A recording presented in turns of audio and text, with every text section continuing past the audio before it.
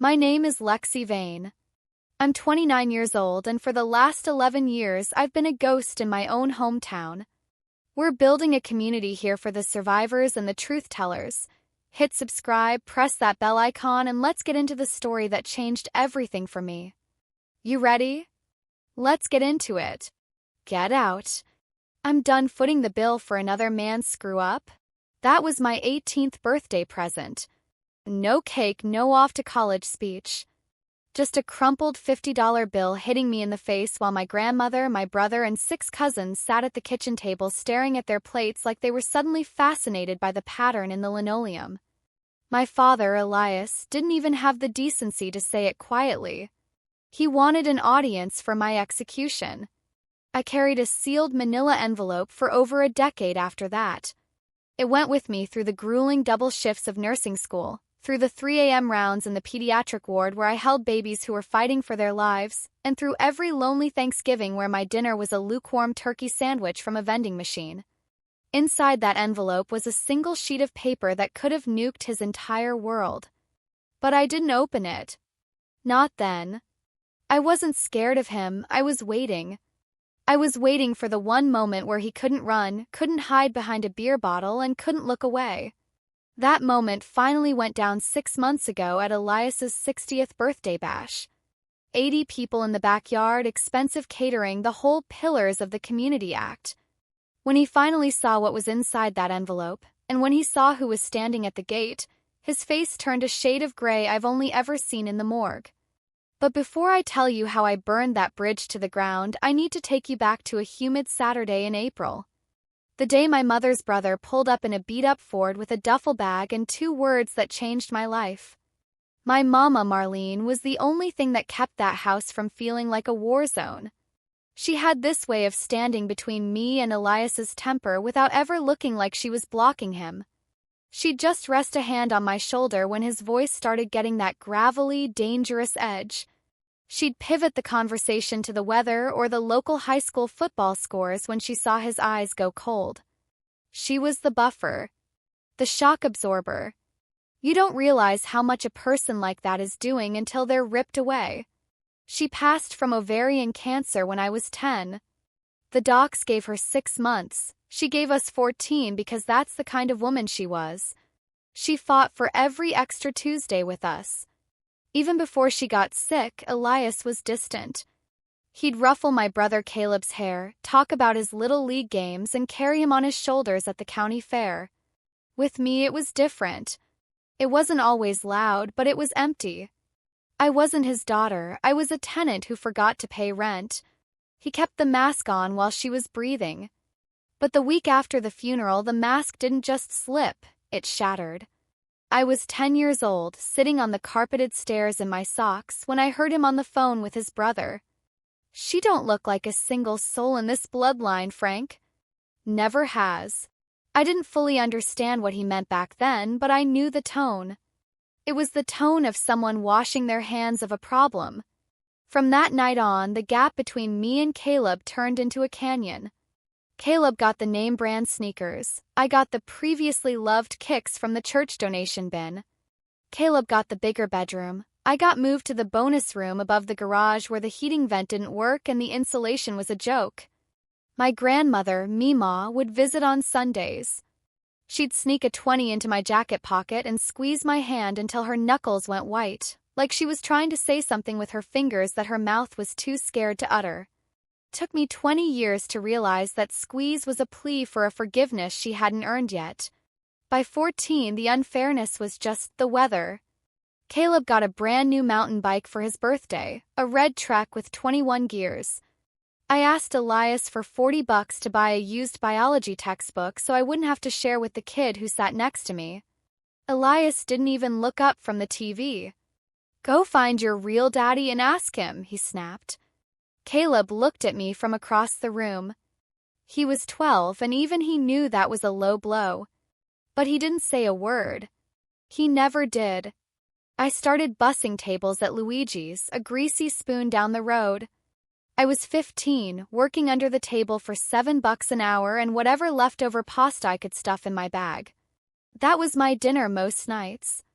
While Elias was taking Caleb to soccer camps upstate and buying him top-of-the-line cleats, I was scrubbing dried marinara off plates and saving every nickel for a life I knew I had to build myself.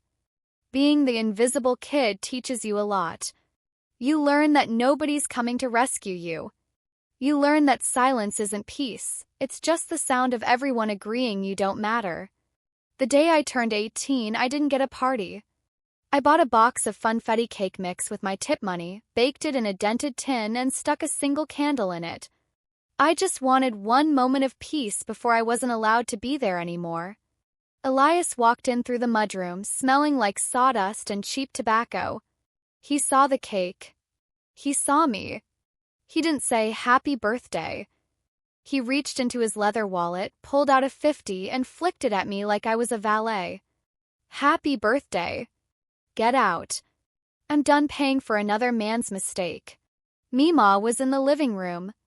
I heard the recliner creak, but she didn't stand up.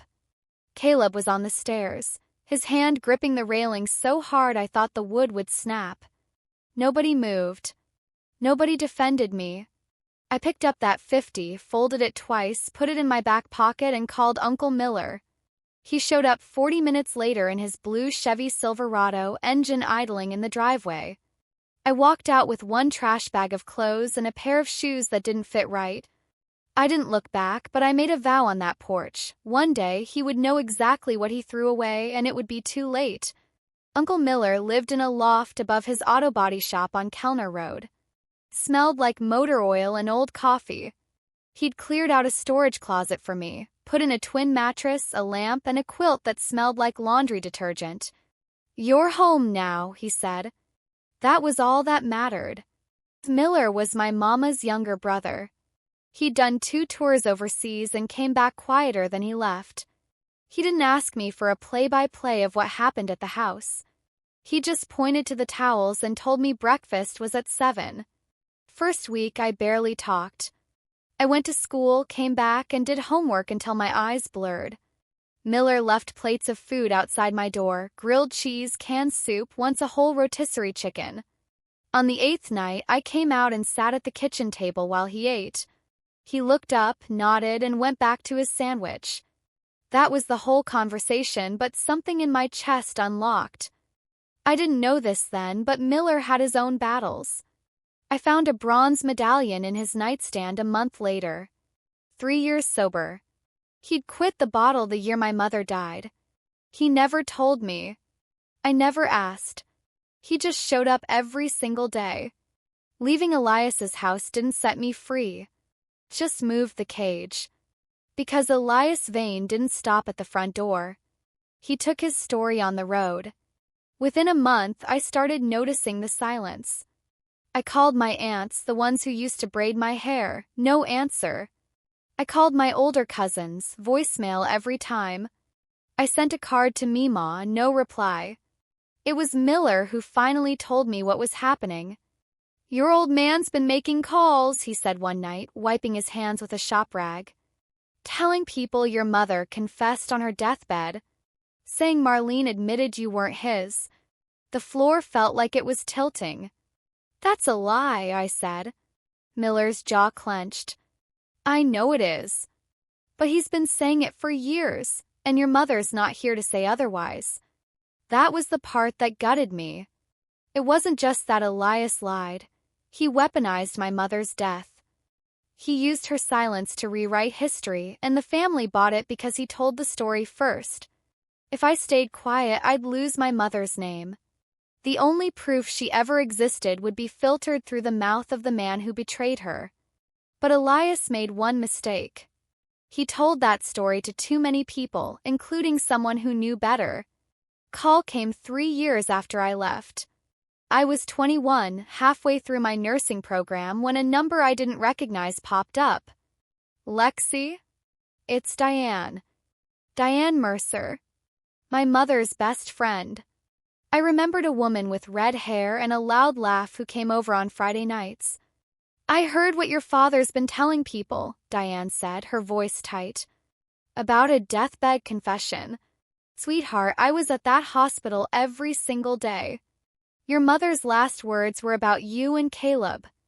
She never said a word about another man.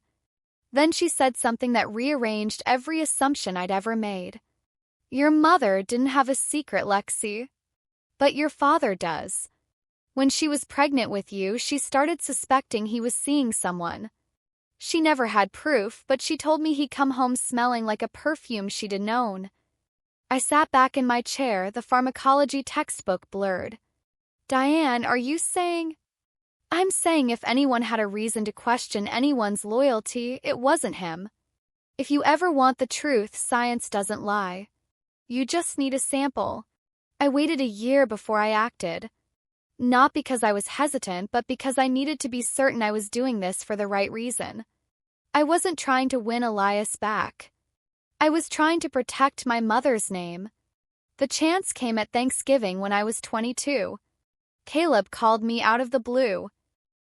Dad's going to the game at noon, he said. Come by just for 30 minutes. I'll make coffee. I drove to the house in Miller's truck. The neighborhood looked the same cracked sidewalk, the same mailbox with the dented flag. Caleb and I sat at the kitchen table with instant coffee.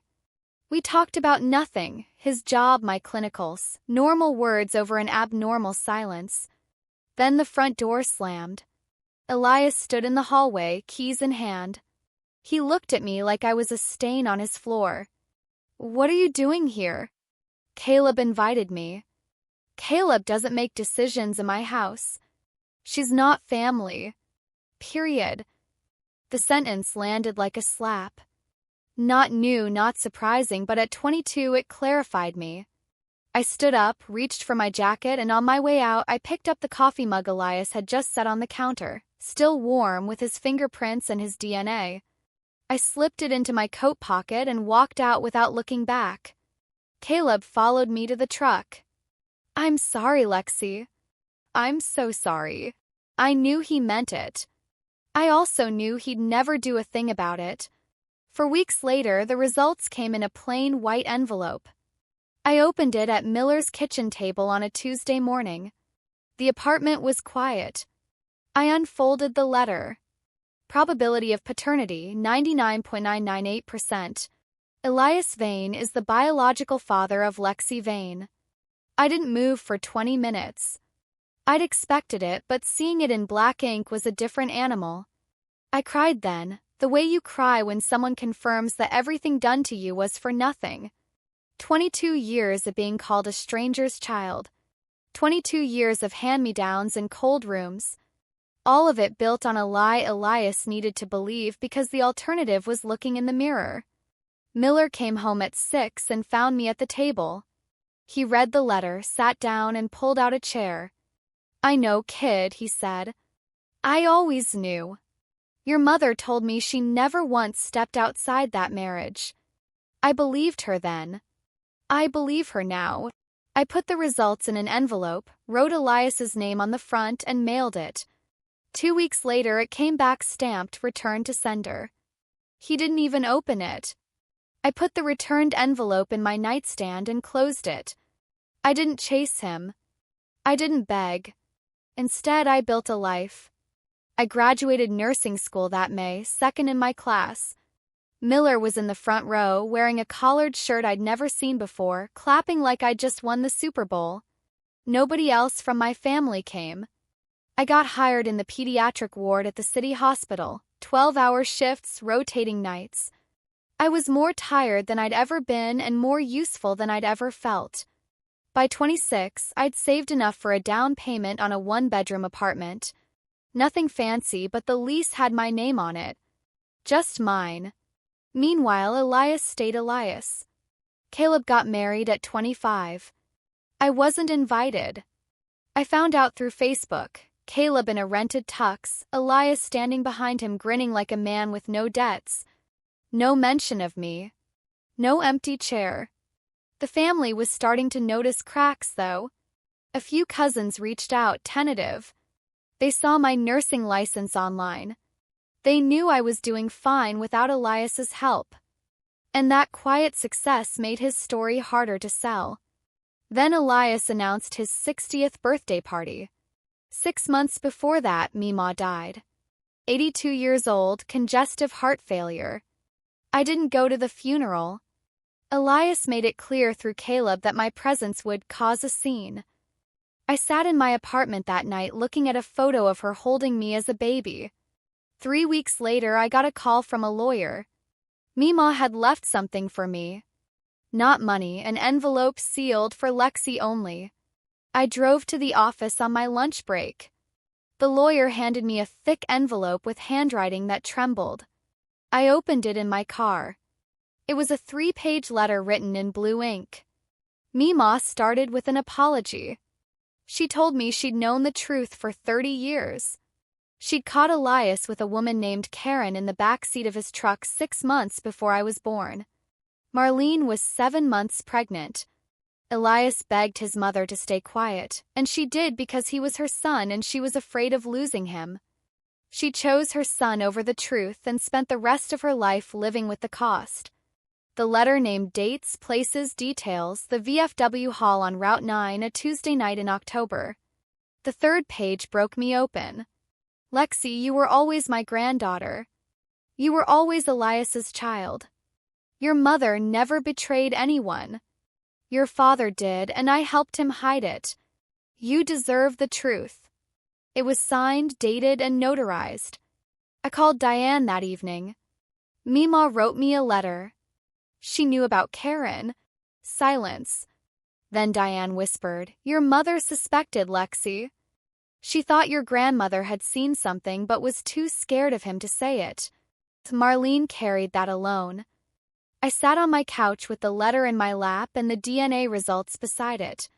For the first time, I saw the full picture. Elias didn't hate me because I wasn't his. He hated me because I was. Every time he looked at me, he saw the woman he betrayed. I wasn't the evidence of her sin. I was the evidence of his. I put both documents into a new envelope and sealed it. I wasn't going to find him, but if he ever came for me again, I'd be ready. 3 weeks later, Caleb called. "Hey," he said, his voice low. "Dad's turning 60. There's a party Saturday. 80 people. He doesn't want me there, Caleb." "I want you there," Caleb said, his voice shaking. "You're my sister.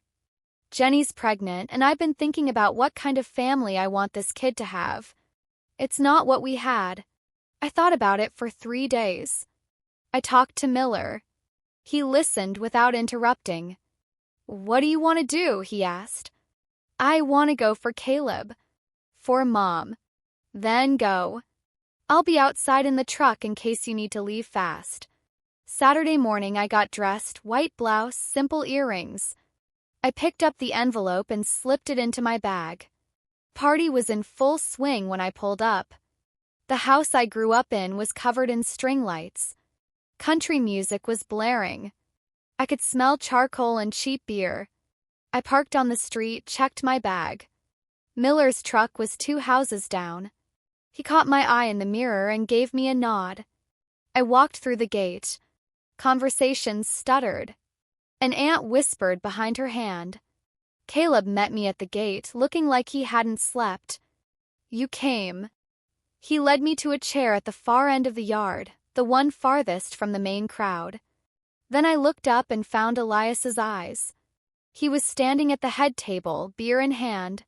His smile disappeared the second he saw me. For the first hour, he ignored me. He worked the crowd, shaking hands and laughing, the hard-working plumber, the devoted father. Around 7 o'clock, the music faded. Elias walked to the microphone. "I want to thank everyone for being here," he said. He talked about his life, his work, how he'd raised his family in this house. He gestured around the yard. Then he called Caleb up. He put his arm around him. "This is my boy," Elias said into the mic, "the only one who carries the Vane name with honor." I felt the envelope in my bag. The weight of it felt like lead. It was time. "My only boy, my legacy," Elias said, his voice echoing with the precision of a surgeon and the warmth of a man who'd finally convinced himself of his own lie. My only boy. Not my oldest. Not one of my kids. My only. A few guests shifted in their lawn chairs, cutting their eyes my way. I kept my face like stone. Some of you know, Elias continued, his tone dropping into a lower, more rehearsed gear. My first wife made choices. Choices I had to live with for 18 years. He let the silence hang there, heavy and toxic. I won't get into the gritty details, but tonight I'm making it official. This house, he said, gripping the mic in one hand and Caleb's shoulder with the other. Everything I've built, it goes to Caleb. 'Cause family means blood. Real blood. There was applause, scattered, awkward, the kind you hear at a funeral when no one knows what to say. A few of the guys from his plumbing crew hooped. A neighbor clapped a little too hard. Then Marcus, my cousin, spoke up from near the beer cooler. What about Lexi? It was quiet, but the mic picked up the dead air that followed. Elias's head turned slowly, first toward Marcus, then toward me. He smiled, that thin, jagged smile that never reaches the eyes. Lexi, he chuckled into the mic, she's here as a guest tonight. Not as my daughter. The yard went graveyard still. A child's laugh drifted from the porch, oblivious. But Elias wasn't done. He looked directly at me, across 80 people, across 29 years of history, and said the line he'd been practicing his whole life. I kept my mouth shut for years out of respect for her mother's memory, he said, his voice steady. But since she decided to show up tonight, I guess everyone deserves the truth. She was never mine. I felt every pair of eyes in that yard land on me like a physical weight. Diane Mercer, sitting at the next table, reached over and squeezed my shoulder so hard her fingers bruised.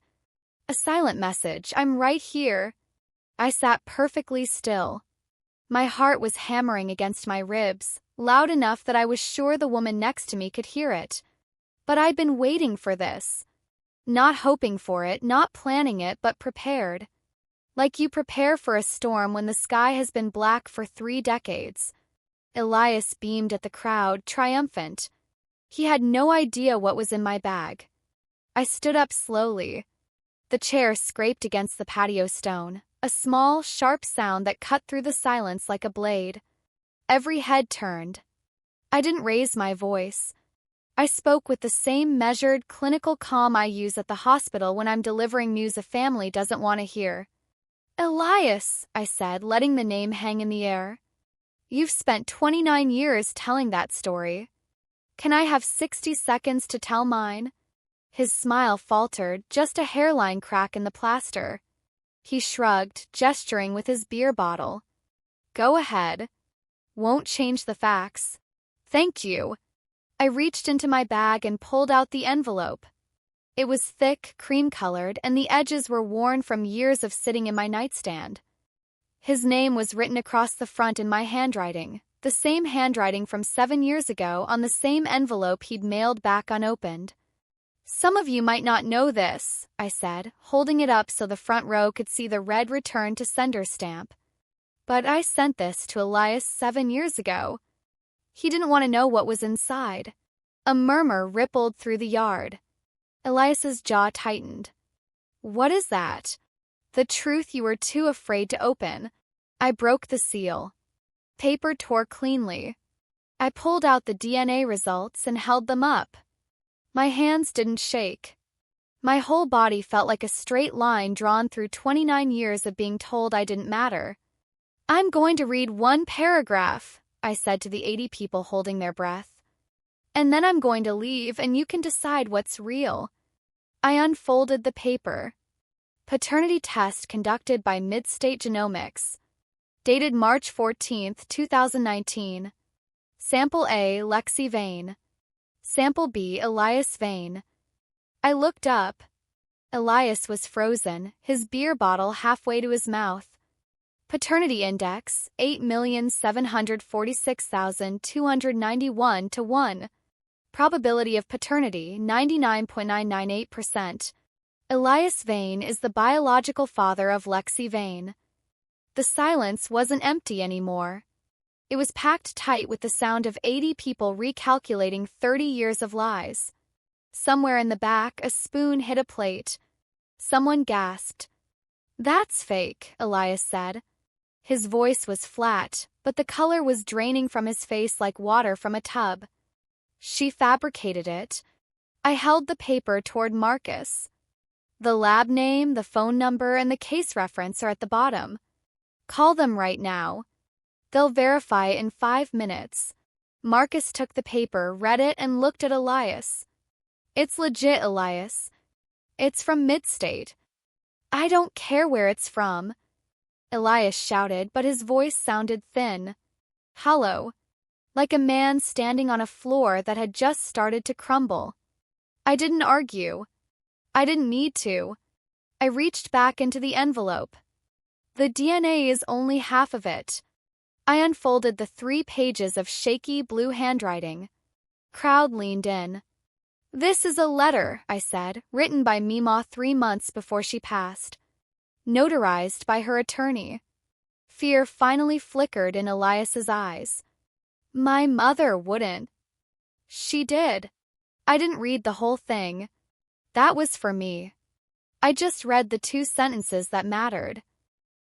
I caught Elias with a woman named Cynthia behind the VFW hall in October, 6 months before Lexi was born. Marlene never cheated.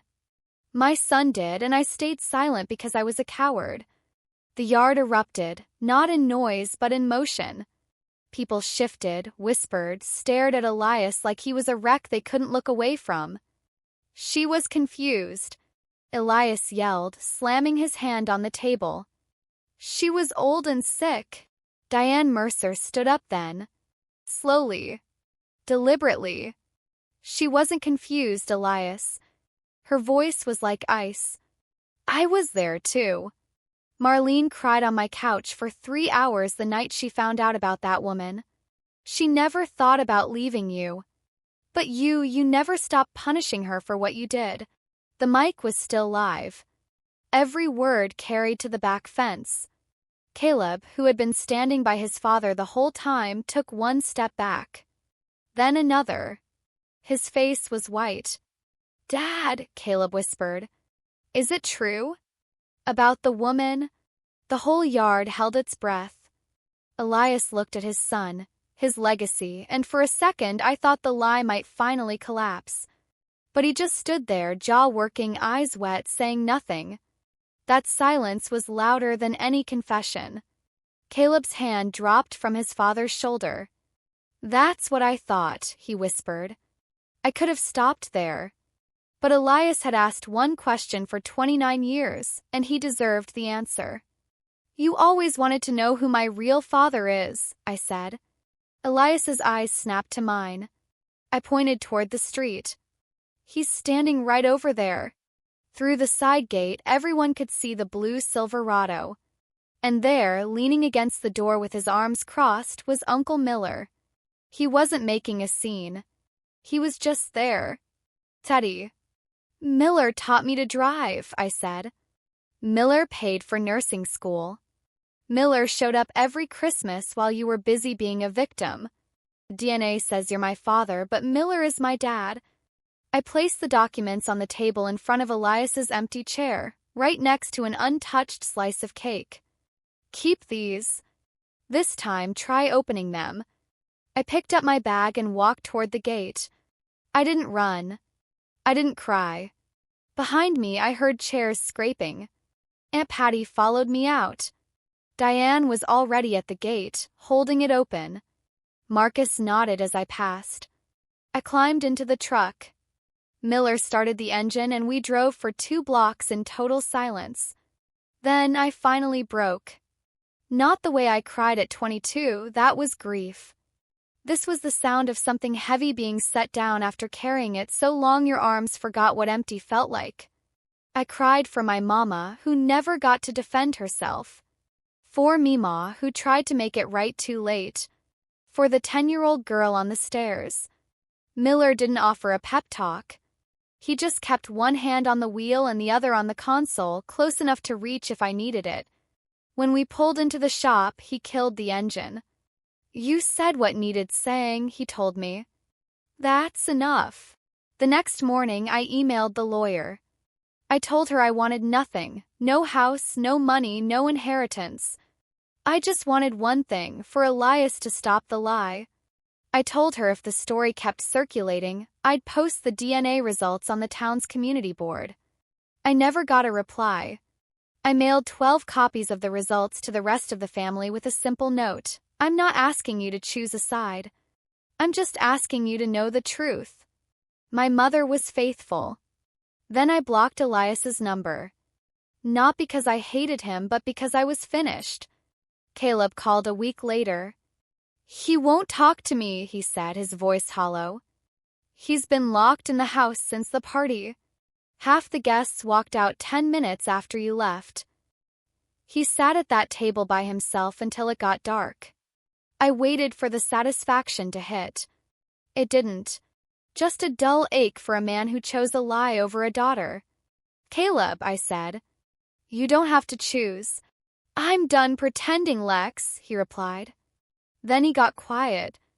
Jenny's due in 4 months. It's a girl. We're naming her Marlene. The fallout at home was slow but steady. 3 guys quit Elias's crew within 2 weeks. I can't work for a man who'd do that to his own kid, one told Caleb. He lost contracts. He was asked to step down as a deacon at the church. The neighbors started bringing cookies to Miller's shop instead of Elias's house. A month later, a letter showed up at the shop. Elias's blocky, all-caps handwriting. Coda, I know things got out of hand. I made mistakes. The house is still your home if you want it. Come back so we can talk. Dad. No, I'm sorry. No, I was wrong. Just mistakes, like it was a weather pattern he couldn't control. I put it in the drawer with the other returned envelope and closed it. You okay with that? Miller asked, looking up from a carburetor. I will be, I said. My 30th birthday is next month. We're doing it right this time. A real cake. Tyler and Jenny are coming. Diane and Marcus, too. We're going to blow out the candles, and I'm actually going to mean it. The $50 bill is still on my wall, framed in cheap plastic. It reminds me where I started.